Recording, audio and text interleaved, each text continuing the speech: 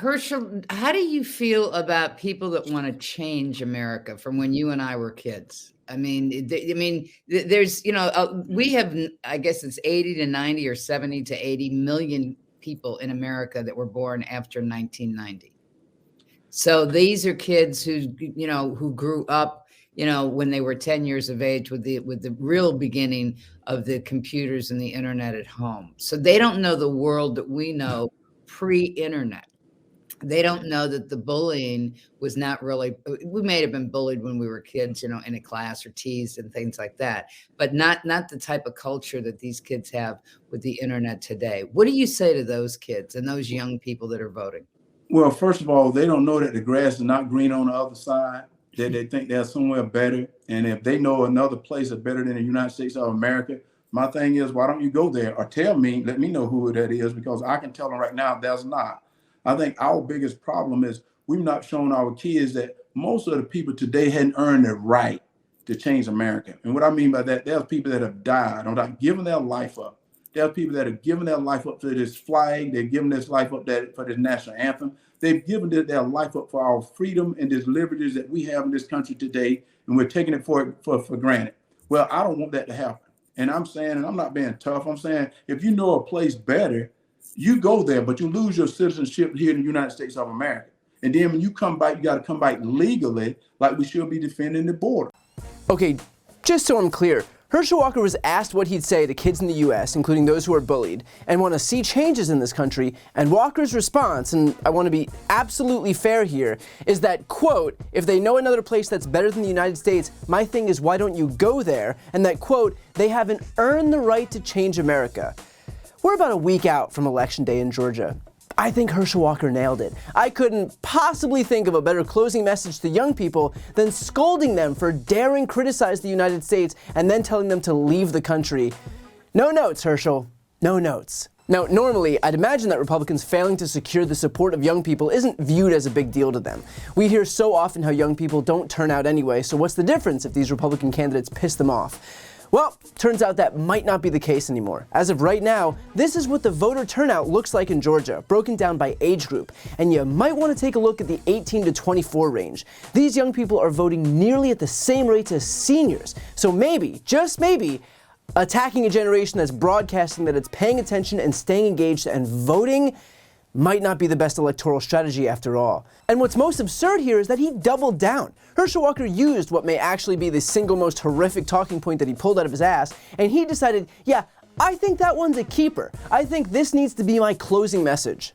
Like that, and I said, it is sad. But, if you love America, you got to fight for America. I told people this, and I want all the African Americans out there to hear it, all the white America, all the Latino America, all America. If you don't like America, you can go to the country you like, because we're not going to hold you here.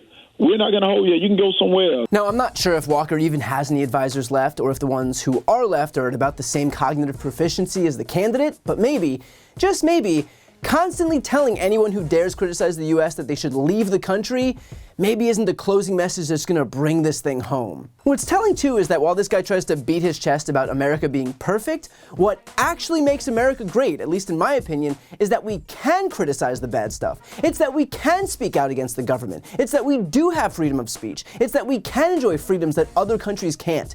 And yet that's the thing that these Republicans, like Herschel Walker, want to do away with. All the while, they fearmonger about places like China, but China censors speech and bans dissent. And right here, Herschel Walker is introducing a zero-tolerance policy for dissent. Don't you see? These Republicans are quite literally the exact thing that they pretend to oppose, because at the end of the day, they don't actually stand for anything. They just spout off tired platitudes that they think make them seem patriotic. In reality, they just seem hypocritical. And look, you can be the biggest patriot in the entire country. That doesn't mean blind deference. You loving this country and being capable of acknowledging its faults, of which there are many, are not mutually exclusive. The way that something gets better is to be able to acknowledge when it's not good. We have a gun problem in this country. We have a healthcare affordability problem in this country. We have a food insecurity problem in this country. We have an education problem in this country. We have a housing problem in this country. I say that because I do love this country and I want to see those problems fixed. Pretending that those issues don't exist wouldn't make me a patriot, it would make me a hack. And so as far as Herschel Walker is concerned, if he's elected to the US Senate in terms of whether he would actually seek to fix any problems, we already have our answer. He just gave it. The guy won't even admit that anything's wrong, and yet you think that he's going to be the one to fix anything? This dude's too busy operating under this communist veil of pretending that the US is perfect. But sure, it's the left who are the communists. Got it. But with Republicans, this is what you get. This is an entire party of people whose belief is that government should be destroyed. And so you won't get any legislation that'll make your life better after Herschel Walker or any Republican, because legislating would be a tacit endorsement of a system that they don't believe should exist. And so they will pass nothing if they have a majority, save for tax cuts that'll be skewed overwhelmingly toward millionaires and billionaires per usual.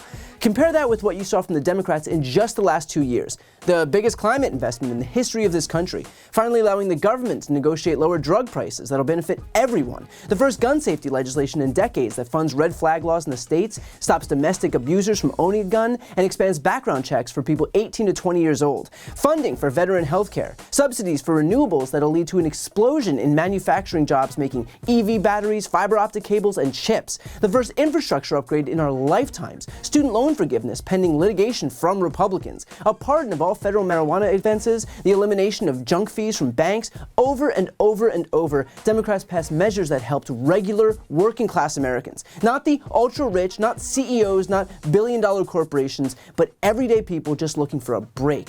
That would go away with the election of people like Herschel Walker, because he and his party aren't concerned with helping you, they're concerned with helping themselves. So if you live in Georgia, if you have friends or family who live in Georgia, please make sure they know what's at stake in this election. Make sure they know that Republicans have a hugely advantageous Senate map in 2024, and so Democrats securing a 51st seat right now would give us a desperately needed buffer ahead of that election. Make sure they know that judges who will protect reproductive rights can get confirmed at a much faster pace with a 51-49 majority than a 50-50 majority because of the elimination of discharge petitions that require another vote.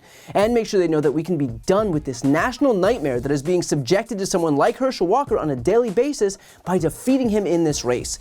We've already dealt with one idiot who could barely string together a sentence in Donald Trump. Let's not allow another one to take power in the US Senate in Georgia. So get the word out to vote and ensure that this is the last we'll ever have to hear of Herschel Walker and his misguided pursuit of power.